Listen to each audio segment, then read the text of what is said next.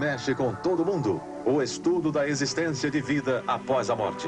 E para isso, ele coleciona depoimentos de pessoas que estiveram em estado de coma ou que sofreram parada cardíaca e morreram clinicamente. Ele é o Dr. Kenneth Ring, professor de psicologia da Universidade de Connecticut, nos Estados Unidos. Atualmente, o Dr. Ring comanda a Associação Internacional de Estudos sobre Fronteira da Morte.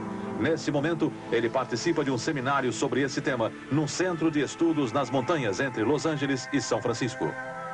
O Dr. Ring diz que cerca de 8 milhões de americanos já tiveram a percepção de estar próximos da fronteira da morte. Aqui no Brasil também já estão sendo estudados casos semelhantes. E você vai ver agora 3 depoimentos impressionantes de pessoas que passaram por essa experiência. Uma delas é norte-americana e as outras 2 são brasileiras. Para começar, o professor Inácio da Silva Teles, 68 anos, catedrático de Ciências Políticas da Faculdade de Direito da Universidade de São Paulo. Durante uma operação de rim, ele sofreu o que os médicos chamam de morte clínica. Isto é, a pressão dele chegou a 0 e o coração parou. Antes que o cérebro fosse atingido, o professor Inácio foi reanimado pelos médicos, mas ficou 3 dias em estado de coma. E nesse período, era um homem sobrevivendo como se fosse um morto-vivo. Mas o que uma pessoa sente, se é que sente alguma coisa, quando está em estado de coma, na fronteira com a morte? O professor Inácio conta que durante os 3 dias que ficou em coma, ele fez uma verdadeira viagem. Percorreu mentalmente todas as fases de sua própria vida, desde os tempos de criança. Naqueles dias em que esteve bem perto da morte, a mente dele estava mais viva do que nunca. Eu via claramente tudo à minha volta com os olhos fechados, mas via perfeitamente tudo que estava acontecendo à minha volta. Quer dizer, o senhor via o quarto? Via o quarto, via as pessoas, sabia quem estava ali. E quando vinham tirar pressão, e tiravam pressão a cada instante, eu sabia quanto estava de pressão, eu sabia. Eu via as pessoas e via o pensamento das pessoas. Eu entendia perfeitamente o que cada um estava pensando, o que cada um estava sentindo. Eu dizia, não, vai ver que estou delirando, né? Porque tomei aquela anestesia tão forte, vai ver que estou delirando, tudo isso é pura imaginação. Então eu vou fazer um teste. O teste, comecei a fazer cálculos matemáticos mentais. E eu vi que estava fazendo cálculos com uma facilidade, com uma rapidez incrível. Mas que coisa estranha. Então, eu preciso arranjar mais cálculos. Que cálculos posso imaginar? Então, comecei a me lembrar de cálculos, de problemas matemáticos que eu tinha, que eram propostos no tempo de ginásio, quando eu estudava, só estudei aritmética em ginásio. Os cálculos todos de matemática que o professor propunha na quadro negro, eu comecei a me lembrar perfeitamente. Mas que coisa estranha, como é que eu me lembro daquilo tão claramente? Hoje, nesta entrevista, é a primeira vez na minha vida que eu falo assim abertamente essas coisas que me aconteceram. Porque eu sou professor universitário. Eu gosto de falar de coisas que eu posso comprovar. E essas coisas eu não posso comprovar. Vocês acreditem se quiser. Eu não vou falar com os médicos sobre essas coisas, porque eles nem ficam sorrindo, caçoando, né? Então eu não falo dessas coisas. Mas eu faço um apelo para os médicos. Aproveito esta oportunidade, este programa para dizer... Por favor, quando uma pessoa está inconsciente, um cliente seu estiver inconsciente, está aparentemente inconsciente, mas talvez esteja muito consciente. E muito possivelmente está ouvindo perfeitamente tudo que vocês dizem perto deles. Tome cuidado com as palavras que vocês proferem ao lado de uma pessoa que está aparentemente consciente. A pessoa está ouvindo. Agora, o depoimento do coreógrafo e professor de expressão corporal Klaus Viana, ganhador de um prêmio Molière. A viagem de Klaus à fronteira da morte começou com um violento infarto, seguido de parada cardíaca. Por sorte, ele foi socorrido imediatamente e reanimado graças a uma massagem cardíaca. Depois disso, passou 20 dias em estado de coma no hospital. Para Klaus, foi uma longa viagem que ele jamais poderá esquecer. O primeiro impulso foi exatamente quando a primeira sensação foi, assim, num minuto, assim, numa fração de segundo, muito tumultuada, apareceram todas as mortes anteriores que a gente já teve, as quedas, as coisas de criança, mas um resumo quase sua vida. E após esse resumo, então, uma sensação muito forte de sucção, como se estivesse sendo sugado, da ponta da cabeça à ponta dos pés. E essa coisa foi uma fase muito dolorida. Ultrapassada essa fase, veio uma sensação muito boa de flutuação, sensação de que eu estava flutuando no ar. E eu, então, via embaixo o meu corpo, eu via o médico debruçado em mim, e via minha mulher, meu filho chorando. e a sensação de presença e um bem-estar muito grande. Na assistência, de novo, começou a viagem, que é sempre um caminho. Eu sempre, desde pequeno, eu sonho com uma estrada. Essa estrada já me é muito familiar, mas eu nunca consegui ultrapassar uma certa fase dela, por mais que eu caminhasse.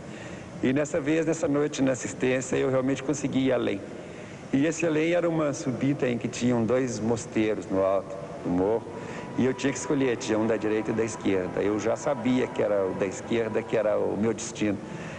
E quando eu abri a porta, eu senti, tinha uma mesa redonda em que a sensação, a situação era como se fossem monges estivessem em volta de uma mesa, ceando, uma refeição qualquer. E eu dei a volta quando entrei, ninguém me olhou e eu continuei em volta, quando de repente apareceu um lugar nessa mesa e um convite que eu sentasse. Eu não sei de quem vinha o convite, e eu me sentei e ouvi uma voz que dizia: você há muito tempo se questiona e pergunta por essas coisas todas. Agora chegou a hora em que você vai ver tudo isso que você queria ver, essa sua curiosidade. Eu sei que eu fiquei sabendo tudo que eu queria saber, todas essas coisas entre o céu e a terra, né? O ar e o chão, a terra. Então, esse aprofundamento do processo eu tinha conseguido. Agora eu fui perdendo à medida que eu ia voltando, que meu corpo ia voltando, tomando vida.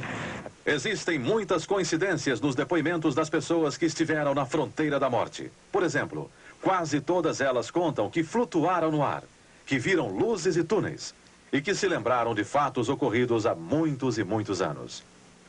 Mas, afinal, haveria alguma coisa de sobrenatural, alguma premonição, alguma adivinhação nessas visões que as pessoas têm quando passam pela fronteira da morte? Para os espíritas, os espiritualistas, os esotéricos, sim.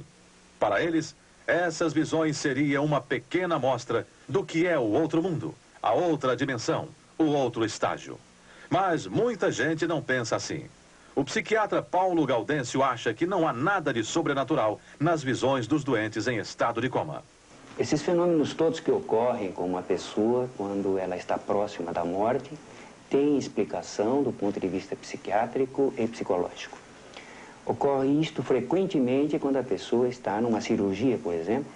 Então, ela está sob a ação de drogas que trazem alterações bioquímicas cerebrais muito intensas e que servem de explicação para tudo isto. Em outra situação, mesmo quando a pessoa não está sob a ação de drogas, o impacto emocional, o estresse que a pessoa está vivendo, desencadeia também uma alteração bioquímica extremamente intensa e capaz de explicar todos esses fenômenos. Na opinião do psicólogo americano Kenneth Ring, considerado uma das maiores autoridades mundiais no assunto, a teoria do Dr. Paulo Gaudêncio explica apenas parcialmente o mistério da fronteira da morte.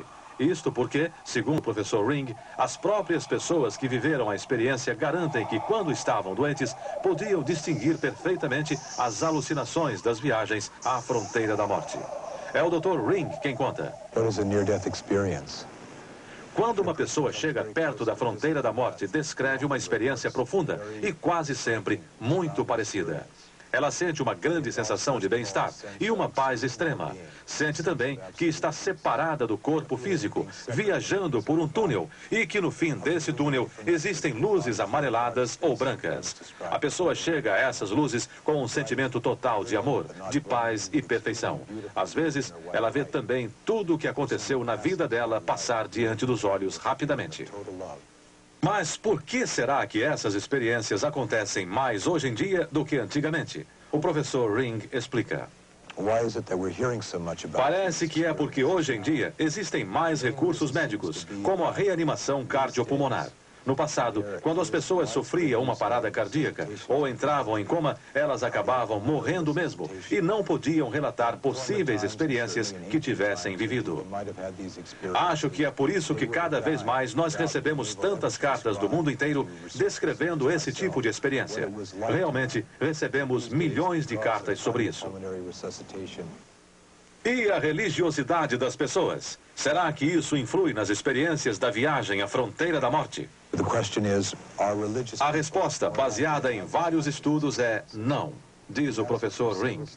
Pessoas que não acreditam em nenhum Deus têm a mesma possibilidade de ter essa experiência que uma pessoa religiosa. Apenas uma diferença. Se você é religioso, a sua reação depois vai ser diferente, assim como a sua interpretação. Mas a possibilidade de viver a experiência não é relacionada com a religião. Agora, um outro depoimento de alguém que esteve na fronteira da morte. Esta é Diane Morrissey, uma dona de casa norte-americana. Por causa de um acidente doméstico, um violento choque elétrico, Diane desmaiou e ficou entre a vida e a morte. Ela foi encontrada assim, no chão, inconsciente. Levada para um hospital, os médicos, logo no primeiro exame, disseram que ela estava morta. Um segundo exame mostrou que não. Diane havia sofrido uma parada cardíaca. Só que os médicos que lutavam para salvar Diane jamais poderiam imaginar que ela própria também estava participando daquela luta pela sobrevivência. Vejam só o depoimento de Diane sobre os momentos que se seguiram ao choque elétrico que ela levou. Olhando para frente, já desacordada, eu percebi que podia ver o meu próprio corpo caído no chão. Eu sabia que era eu mesma que estava caída ali. E o mais incrível é que tentei chamar alguém para me ajudar. Ou melhor, para ajudar a Diane, que estava ali no chão, completamente inconsciente. Por mais estranho que possa parecer, naquele momento éramos duas pessoas. De repente, eu estava na cozinha querendo pegar o telefone, mas não conseguia. Andei então por toda a casa, até que vi pela janela um homem passando na rua. Fui até lá, coloquei a mão no ombro direito dele e falei: "Você pode me ouvir? Preciso de ajuda." O homem parecia não me escutar. E naquele momento senti medo. Resolvi então voltar para casa. Foi quando notei que meus pés não estavam no chão.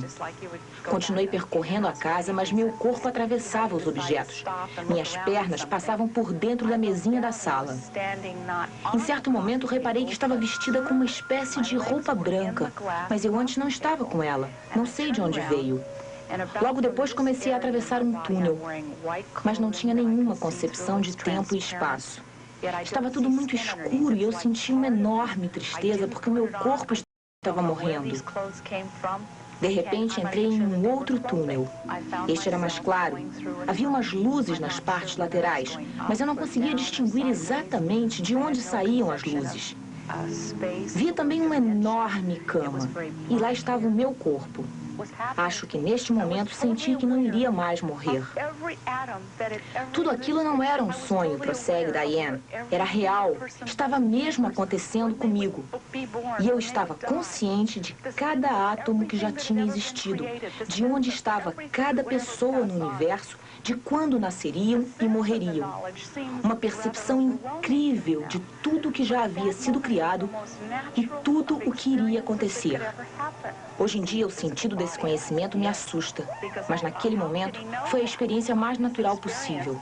Eu estava totalmente consciente de que quando morremos, tomamos aquela forma de vida que eu vivi naquele momento. Vocês viram nos depoimentos das pessoas que conheceram a fronteira da morte e na entrevista do Dr. Kenneth Ring que existem muitas coincidências importantes em quase todas essas experiências. As pessoas que passaram por isso contam que perderam o medo da morte. Mas muito mais importante ainda é que elas afirmam ter mudado o conceito de viver, passando a ter muito mais amor à vida, paz interior, menos egoísmo e um sentimento muito maior, muito mais forte de solidariedade.